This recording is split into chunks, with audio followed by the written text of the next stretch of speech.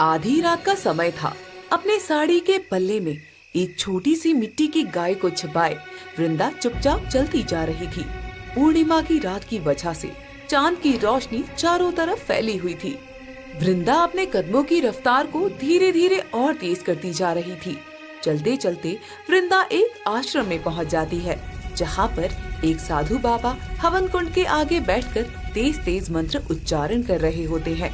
वृंदा जल्दी से अपनी मिट्टी की गाय को हवन कुंड के एक तरफ रखती है और हाथ जोड़ते हुए बोलती है, आपने जैसा जैसा कहा था साधु बाबा, मैंने सब वैसा वैसा किया। अब इस मिट्टी की गाय का क्या करना है, आप ही मुझे बताएं। थोड़ा सा और धैर्य रखो। अब हम इस मिट्टी की गाय को अब एक चमत्कारी गाय में बदल देंगे, जिससे तुम्हारा पूरा जीवन परिवर्तित हो जाएगा। किसी गांव में वृंदा नाम की एक बहुत ही ज्यादा बूढ़ी महिला रहा करती थी। वृंदा के आगे पीछे उसकी देख रेख करने वाला कोई भी नहीं था। बेचारी को खुद ही इधर उधर लोगों के घरों में काम काज करके अपना गुजारा करना पड़ रहा था। कभी उसे खाना मिल जाता तो कभी उसे भूखे ही सोना पड़ता था, पर इस बात की शिकायत वो कभी भी किसी से नहीं किया करती थी। हर सुबह की तरह आज भी सुबह वृंदा उठी और नहा धोकर उसने मंदिर में पाठ पूजा की, जिसके बाद वो अपने घर के छोटे मोटे कामों में लग गई। तभी उसके घर के दरवाजे पर कमला नाम की एक औरत आती है और आवाज लगाते हुए वृंदा से कहती है, अरे वृंदा काकी, कहाँ हैं आप? हाँ कमला बेटा, बोलो क्या काम है तुम्हें? अरे मैं ये कहने आई थी कि आज मेरे घर पर मेरी ननंद के रिश्ते वाले आ रहे हैं, तो बहुत सारा काम है। अगर आप मेरे घर जाकर थोड़ा सा काम करवा दें तो बदले में मैं आपको 2 वक्त का खाना और थोड़े पैसे दे दूंगी। हाँ हाँ ठीक है, मैं आ जाऊंगी। ठीक है, तो आप समय से आ जाना। देरी हुई तो फिर खाना और पैसा दोनों ही नहीं दूंगी। नहीं नहीं, मैं समय से आ जाऊंगी, चिंता मत करो। इतना कहकर कमला वहाँ से चली जाती है और कुछ वक्त बाद वृंदा अपने घर का काम खत्म करके कमला के घर जाती है। कमला के घर खूब सारे मेहमान आए हुए थे। वृंदा सभी के लिए चाय, नाश्ता, खाना आदि जैसे सारे काम करती है। शाम को सभी मेहमान चले जाते हैं और कमला कुछ पैसे और थोड़ा सा खाना वृंदा को देते हुए बोलती है, ये लो तुम्हारा 2 वक्त का खाना और ये पैसे। वैसे इतना अच्छा काम तो तुमने किया नहीं था काकी, पर कोई बात नहीं, रख लो, मैं समझूंगी कि मैंने किसी को दान दे दिया। तुम्हारा बहुत बहुत धन्यवाद बेटा, तुमने मेरे बारे में इतना भी सोचा, ये भी बहुत है। वृंदा खाना और पैसे लेकर घर पर आ जाती है। दरअसल इस बुढ़ापे में भी वृंदा को किसी के आगे हाथ फैलाकर खाना बिल्कुल भी मंजूर नहीं था। वृंदा को उसके बुढ़ापे में मेहनत करके अपने हाथों से कमा कर खाना बहुत पसंद था। इसलिए चाहे किसी के भी घर का काम हो या कोई अन्य काम हो, वृंदा हर काम को करने के लिए तैयार रहा करती थी। मेहनत करके कमाई हुई उस रोटी को वृंदा बड़े ही चाव से खाती है और अपना पेट भरकर सो जाती है। दिन गुजरते चले जाते हैं, लेकिन वृंदा के हालातों में कोई सुधार नहीं आता है। तब बढ़ती उम्र के साथ साथ उसकी तबीयत भी खराब होने लगती है, पर फिर भी बेचारी अपना पेट भरने के लिए हर दिन काम की तलाश करती ही रहती थी। ऐसे ही एक दिन वृंदा काम की तलाश में एक ठेले पर पहुंचती है और एक ठेले वाले से बोलती है, बेटा मुझे अपने यहाँ पर काम पर रख लो, मैं तुम्हारे ठेले पर ग्राहकों के जूठे बर्तन धो दिया करूँगी। बदले में तुम मुझे पैसा या कुछ खाना भी दे दोगे ना, तो तुम्हारी बड़ी कृपा होगी। ठेले वाला वृंदा की बात सुनकर उसे काम देने से मना कर देता है। वृंदा उस ठेले वाले से लगातार प्रार्थना करती है, पर ठेले वाला उसे काम देने के लिए राजी ही नहीं होता। इस ठेले पर खड़ा एक मधुर नाम का लड़का वृंदा को गिड़गिड़ाते हुए देख रहा होता है। जैसे ही वृंदा वहाँ से जाने लगती है, तभी मधुर उसे रोकते हुए बोलता है, अम्मा रुकिए, कहाँ जा रही हैं आप? तुम कौन हो बेटा, और मुझसे ये सवाल क्यों कर रहे हो? जी मेरा नाम मधुर है और मैं बहुत देर से देख रहा हूँ कि आप काम की तलाश कर रही हैं। क्या करूं बेटा, इस बुढ़ापे में मेरे आगे पीछे मेरी देखभाल करने वाला कोई नहीं है। लोगों के आगे हाथ फैलाकर खाना मुझे अच्छा नहीं लगता, इसलिए मैं मेहनत करके खाना चाहती हूँ। लेकिन इतनी उम्र में आपको कोई भी काम नहीं देगा अम्मा, ऐसे तो आप भूखे ही मर जाएंगी। बेटा, अगर किस्मत में भूखे मरना लिखा होगा तो फिर भूखी ही मर जाऊंगी। ईश्वर की मर्जी के आगे किसकी चलती है भला। आप चाहें तो मैं आपको काम दिलवा सकता हूँ, जिसमें आपको ज्यादा मेहनत भी नहीं करनी पड़ेगी और आपको आपके हक की कमाई भी मिल जाएगी। हाँ बेटा, अगर तुम मेरी मदद कर दोगे तो मैं तुम्हारी बहुत आभारी रहूंगी।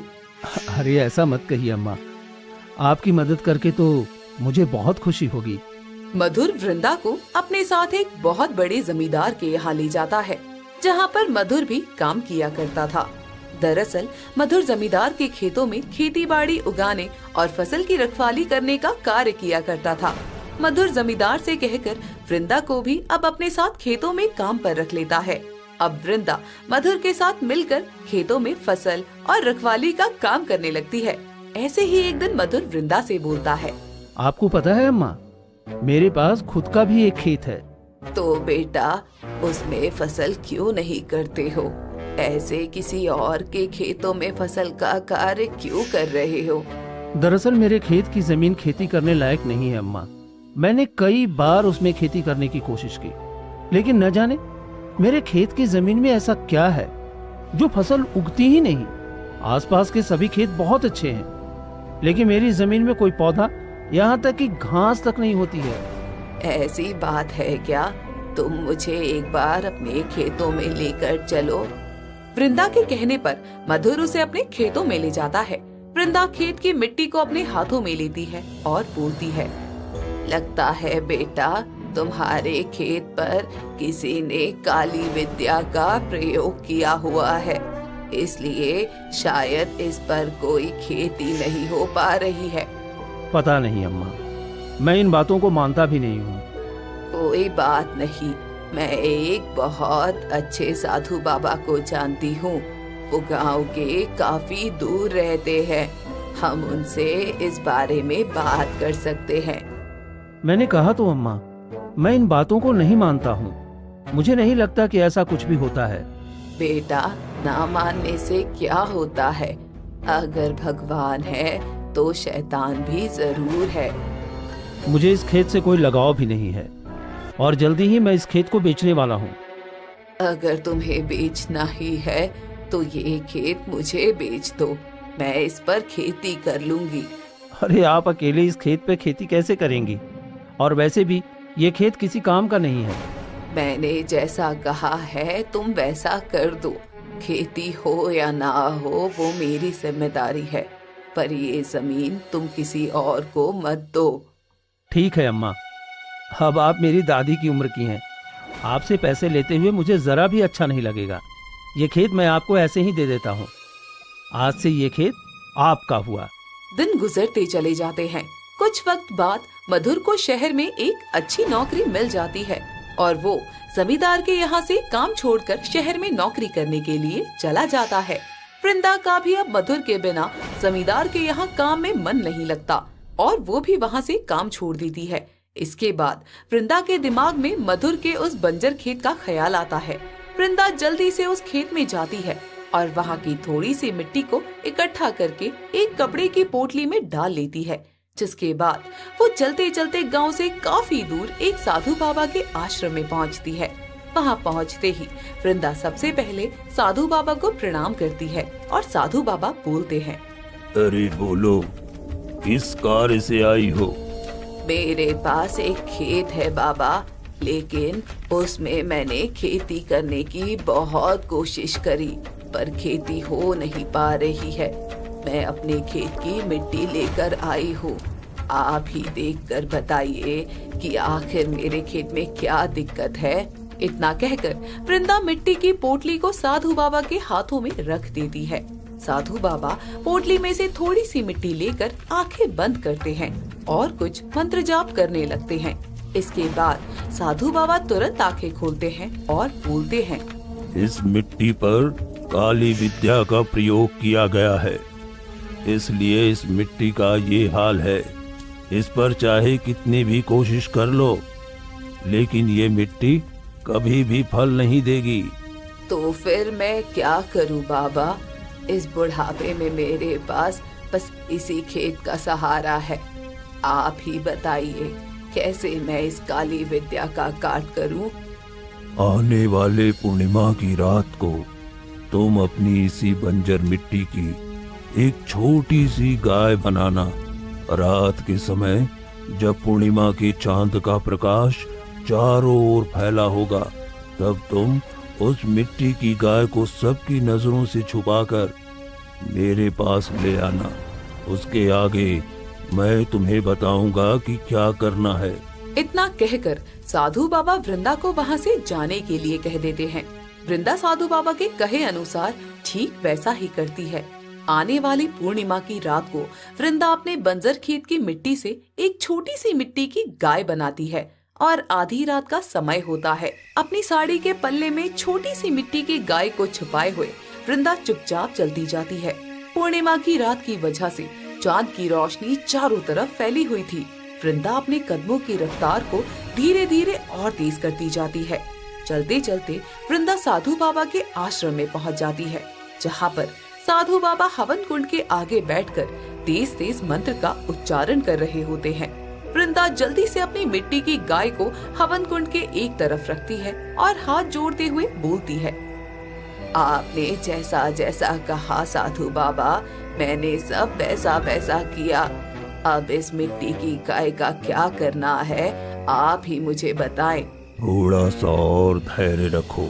हम इस मिट्टी की गाय को अब एक चमत्कारी गाय में बदल देंगे, जिससे तुम्हारा पूरा जीवन परिवर्तित हो जाएगा। इतना कहकर साधु बाबा आंखें बंद कर वृंदा को भगवान का ध्यान करने के लिए बोलते हैं। लगातार कई घंटे तक मंत्र का उच्चारण चलता रहता है। ब्रह्म मुहूर्त का समय हो जाता है।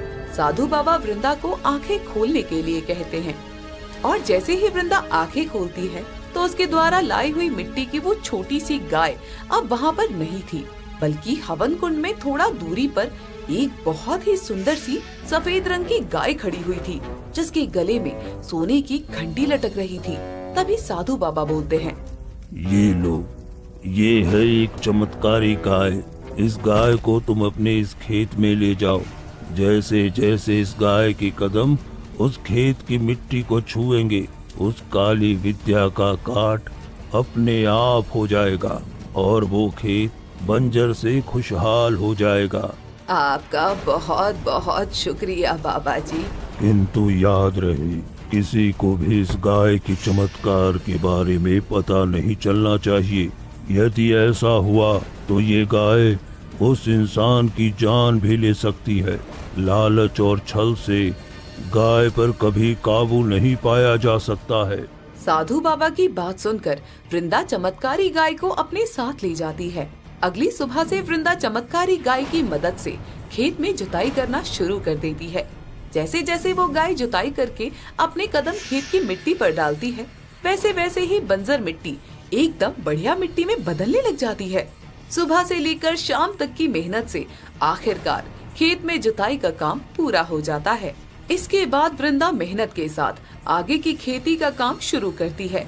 वृंदा खेत के साथ साथ उस चमत्कारी गाय का भी पूरा ध्यान रखती है।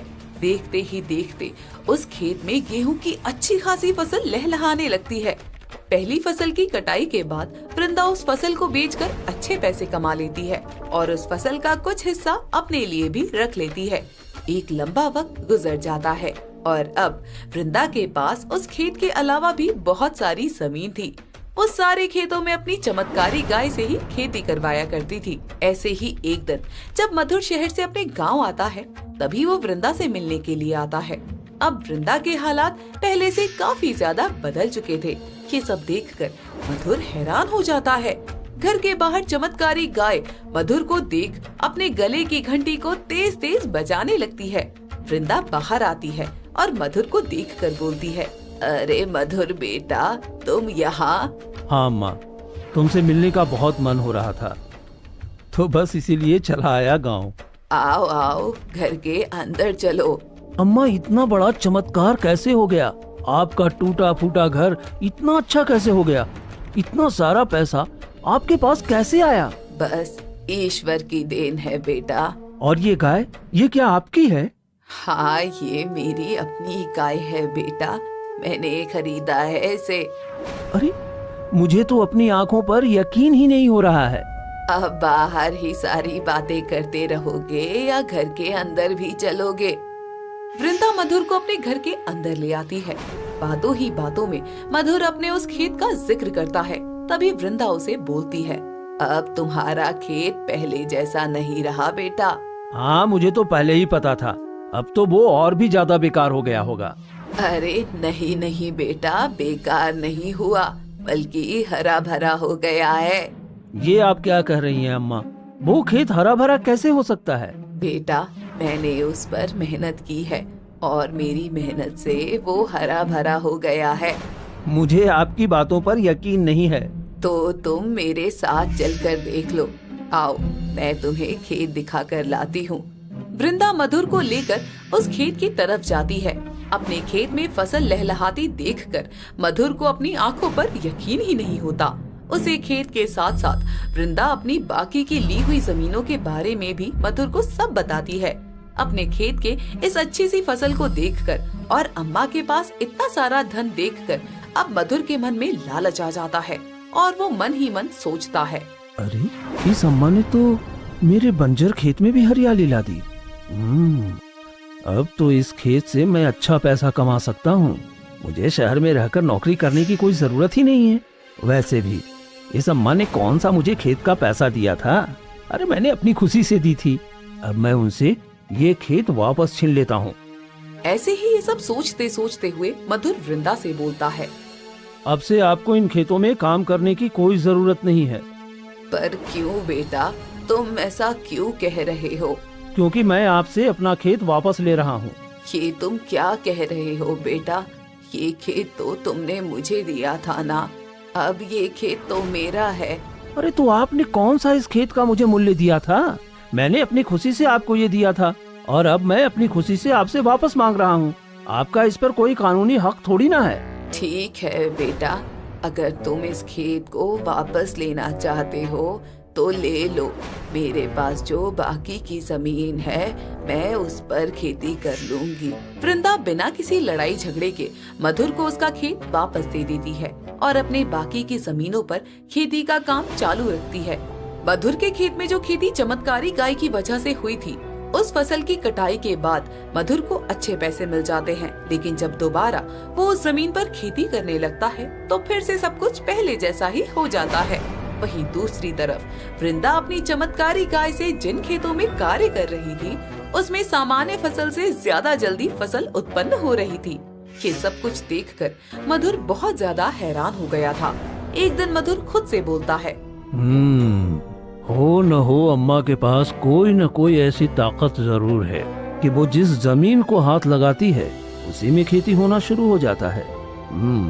मुझे अम्मा पर नजर रखकर उसकी ताकत के बारे में पता लगाना होगा। एक बार अगर मुझे उनका राज पता चल गया फिर तो मैं बहुत ज्यादा धनवान हो जाऊंगा। इतना कहकर मधुर वृंदा पर नजर रखना शुरू कर देता है और इसी दौरान उसे वृंदा की चमत्कारी गाय का पता चल जाता है। एक रात जब वृंदा गहरी नींद में सोई हुई होती है, तभी मधुर चमत्कारी गाय को चुराने के इरादे से वृंदा के घर में चोरों की तरह दाखिल हो जाता है। वो आहिस्ता से खूंटी पर बनी हुई चमत्कारी गाय की रस्सी को खोलता है और उसे अपने साथ ले जाने लगता है। धीरे धीरे मधुर उस गाय को लेकर अपने साथ घर ले जाता है, लेकिन जैसे ही वो पीछे मुड़कर देखता है तो वो चमत्कारी गाय अब एक बहुत ही बड़े गुस्सैल बैल में परिवर्तित हो चुकी थी, जिसे देखकर मधुर के तो तोते ही उड़ जाते हैं। तभी वो बैल बोलता है, तुझे क्या लगा था कि तेरे जैसा लालची इंसान अपनी लालच को पूरा करने के लिए वृंदा के घर से मुझे अपने साथ ले जाएगा और मैं तेरा गुलाम हो जाऊंगा? देखो, मुझे माफ कर दीजिए, मैं आपको वापस वहीं छोड़ता हूँ। मुझे माफ कर दीजिए, मुझे माफ कर दीजिए। तेरे जैसे दुष्ट इंसान को कोई माफी नहीं मिलेगी। लालच के चलते तूने वृंदा से उसका खेत छीन लिया जिस पर उसने दिन रात मेहनत की। तेरे लिए तो वो जमीन बंजर थी ना। लेकिन उसे हरा भरा देखकर तूने उसे वृंदा से छीन लिया। सजा तो तुझे मिलकर रहेगी। इतना कहकर वो बैल मधुर को उठाकर जोर जोर से पटकने लगता है। भागते भागते मधुर वापस से वृंदा के घर पहुंच जाता है। शोर की आवाज सुनकर वृंदा घर से बाहर आती है तो देखती है कि मधुर जख्मी हालत में घर के आंगन में गिरा हुआ है और हाथ जोड़कर बोलता है, अरे मुझे माफ कर दो अम्मा, मैं आपकी चमत्कारी गाय को चोरी चुपके आपसे दूर ले जा रहा था, लेकिन आपकी ये चमत्कारी गाय तो इस गुस्सैल बैल में परिवर्तित हो गई और मुझे मारते मारते यहाँ तक लाई। मेरे मन में लालच आ गया था अम्मा, मैं भूल गया था कि जब मैं एक बार उस खेत को आपको दे दिया था तो वो हमेशा के लिए आपका हो गया था। मुझे उसे आपसे वापस नहीं लेना चाहिए था। कोई बात नहीं बेटा, तुम्हें तुम्हारी गलती का एहसास हो गया है, यही बहुत बड़ी बात है।